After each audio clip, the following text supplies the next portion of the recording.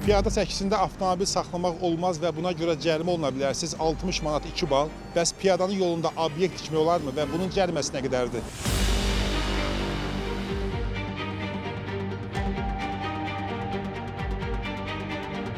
Nərimanov rayonu Xan Şuz küçəsi ilə Həsən Əliyev küçəsi istiqaməti hərəkət edirsən və qəfil qarşına bir obyekt çıxır. Məcbursan ki, ya avtomobil yoluna çıxasan, ya da obyektin üstünə. Mən 3 ildir Bakıda yaşayıram, 3 ildir onu orada görürəm. Tam dəqiq o piyadanın üstündədir. Çıxıb düz işıqfor da dağı kəsibdir. Xanşuskidən gələndə İnqilabın kəsişməsində orada dağı işıqfor da görsənmir. Səkini zəbt edibdir o obyekt. Yol təmiz olmalıdır, keçid təmiz olmalıdır. Millətimiz, cəmaatımız keçməlidir, qadın var, uşaq var, keçməlidir. Piyadanın yolu təmiz olmalıdır demiş.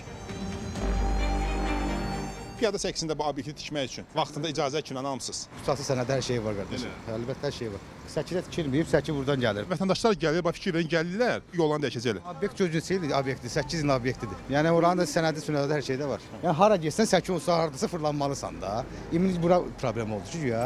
Şəhər mühitində piyadaların, o cümlədən əlilliyi olan vətəndaşlarımızın əlil arabası ilə, uşaqlı olan valideynlərin uşaq arabası ilə hərəkəti tam sərbəst olaraq təmin olunmalıdır. Ancaq təəssüf ki, bəzi hallarda biz piyada səkilərinin, pantusların zəbt olunduğunun şahidi oluruq. Bu da həmin şəxslərə müəyyən risklər yaradır. Belə ki, piyada səkisi zəbt olunursa, bu zaman piyada səkidən avtomobil yoluna çıxmalı olur və avtomobil yoluna çıxırsa, burada artıq qəza riski yaranır.